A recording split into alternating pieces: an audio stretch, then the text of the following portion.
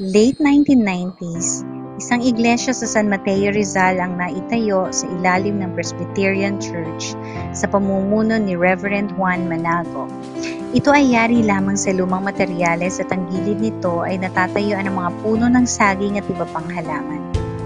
Sa pagdaan ng mga panahon ay unti-unti itong naisaayos. Napakabitan ng kuryente at naipagawa ang gusali. Ito ay binubuo ng ilang pamilya lamang, ngunit naging masigla ito at sa tulong ng Diyos ay naisulong ang pag-unlad nito.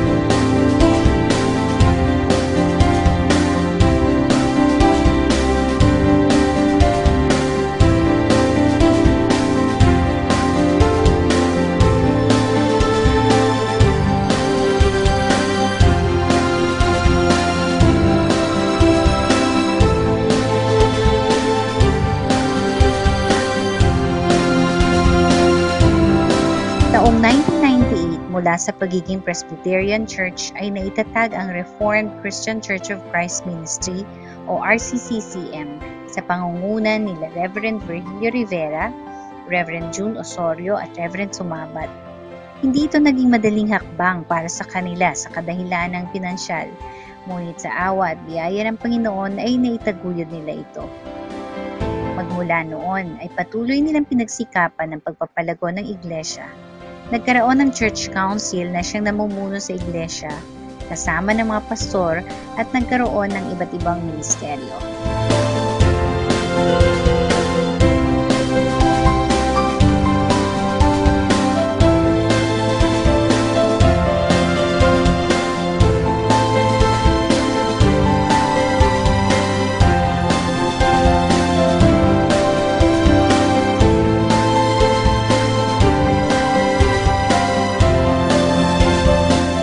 Isa na dito ang Loidas Fellowship. Ang Loidas Fellowship ay binubuo ng mga kababaihang may asawa. Nagsimula ito sa isang inspirasyon nang makita nilang isang grupo ng kababaihan na nagmula sa Korea. Isa itong grupo ng mga nanay na naglalayo na nagsasama-sama upang magbahagi na ng kanilang karanasan at suliranin sa buhay at higit sa lahat ay magpalakasan sa pananalangin. Nariyan din ang Moses Fellowship na binubuo ng mga tatay. Sila ang mga kalalakihang may asawa. Layo nila sa kanilang pagsasama-sama ang mapag-usapan ang mga problemang kinakaharap ng isang ama at kung paano nila ito malulutas sa tulong ng salita ng Diyos.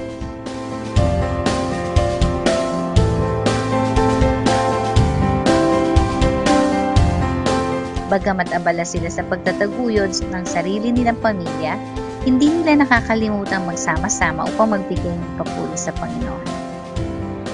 Katulad ng sinasabi sa Kawikaan 22:6, ituro mo sa bata ang dapat tahakin at sa pagtanday hindi niya ito hihiwalayan.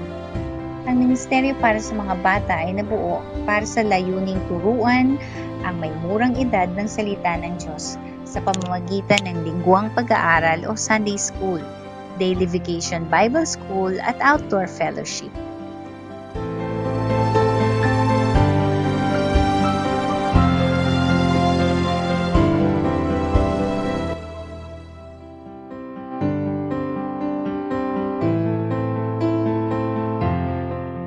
Nariyan din ang mga kabataan sa iglesia. Noong una ay tinawag lamang itong youth ministry hanggang isang gabi ng pag-uusap-usap ng mga kabataan, nakaisip sila ng pangalan. Ang unang pangalan na naisip nila ay Fishermen of Christ Ministry. Ngunit naisip na lamang nila na hanguin ang ngalan nito sa pangalan ng iglesia kaya tinawag itong Reformed Youth Christian Organization o mas kilala ngayon sa RYCO. Layunin ng ministeryong ito na hubugin ng mga kabataan para sa pagmiministeryo sa loob at labas ng simbahan bilang mga susunod na lider ng iglesia.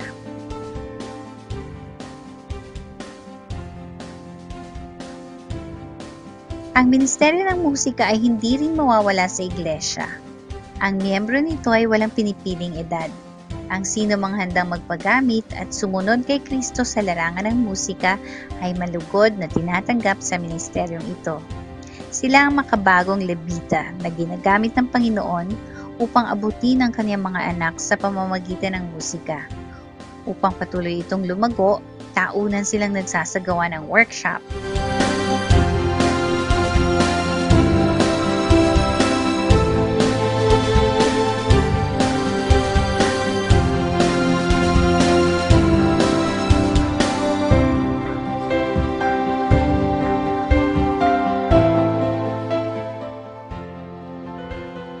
Ang Iglesia ng San Mateo ay kilala sa pagiging mapanalanginin.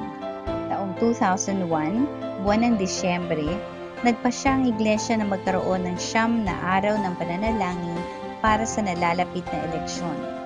Hangad ng Iglesia na ang Diyos ang magtalaga ng mga opisyalis ng Pilipinas para sa ikauunlad ng bansa. Mainit at marugdog nilang pinanalangin ng bansa. Sa 9 na araw ay nadama nila ang matinding pangangailangan sa pananalangin. Kaya't sa 9 ng Disyembre taong 2001, nabuo ang prayer group.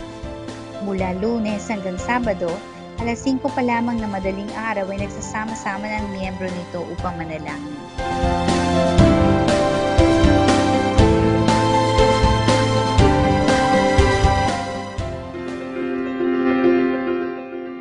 Nitong taon lamang ay ilang ministeryo pa ang nadagdag rito, tulad ng Visitation Ministry, Evangelism Ministry, Kitchen Ministry, Ushering Ministry at Young Adults Ministry.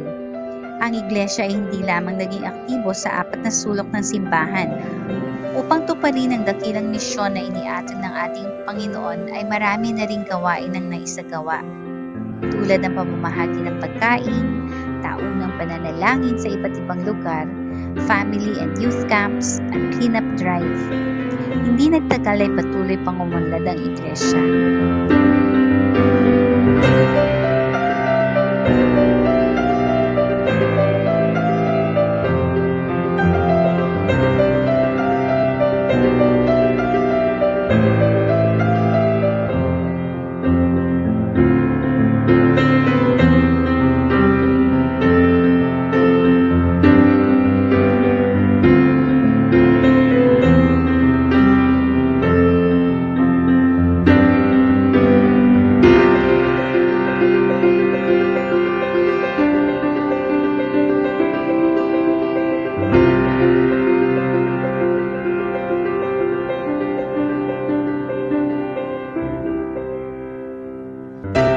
Noong taong 2009 ay naipa-renovate ito sa tulong ng bukas palad na kapatiran.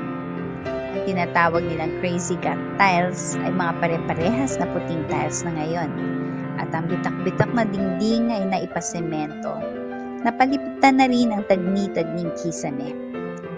Nakabili din ng mga bagong kagamitan sa pagsamba ang iglesia. Ang Iglesia ng San Mateo ay patuloy na nananalangin kasabay ng pag-iipon para sa ikalawang palapag ng gusali.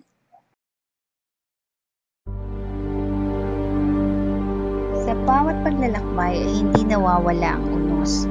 Marami na ang napagtagumpayan ng Iglesia ng San Mateo sa tulong ng Panginoon. Ngunit noong taong 2009 ay sinalanta ng bagyong Ondoy ang Pilipinas at isa ang RCCCM San Mateo sa labis na naapektuhan nito. Mula sa mga amplifiers, instrument, hanggang sa mga libro at Biblia ay nasira at nabasa ng baha. Mapalad ang iglesia sapagkat maraming mga kapatid ang nagtulungan upang maisaayos itong muli. Nagpaabot din ng tulong ang mga kapatid na iglesia sa misyon.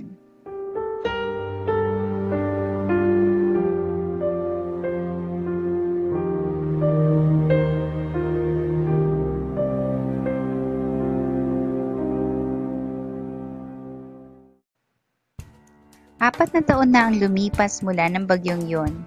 Ngunit nag-iwan ito ng aral sa iglesia na mas maging maingat sa oras ng sakuna.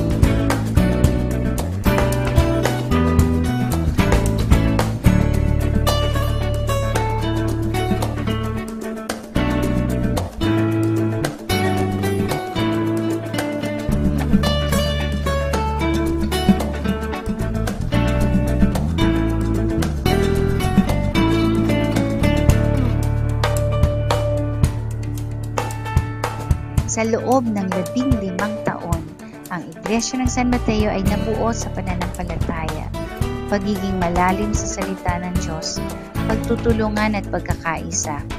Ang lahat ng ito, naganap at patuloy na magaganap upang bigyan ng mataas na papulit pagsamba ang Diyos na buhay.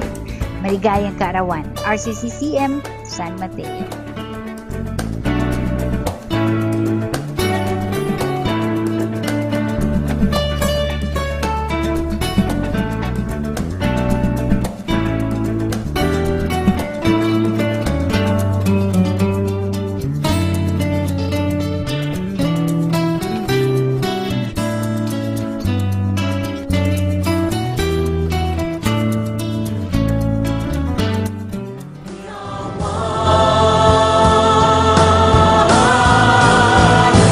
This is where peace begins. Here we sow the seeds of love. It all starts with our knowing we are one family. We are one family. Under God's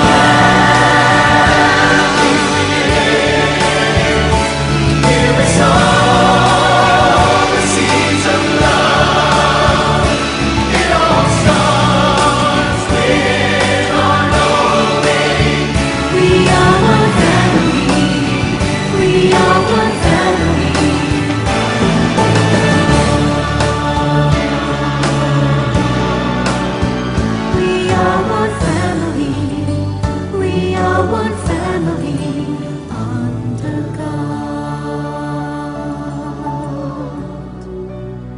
We are one family.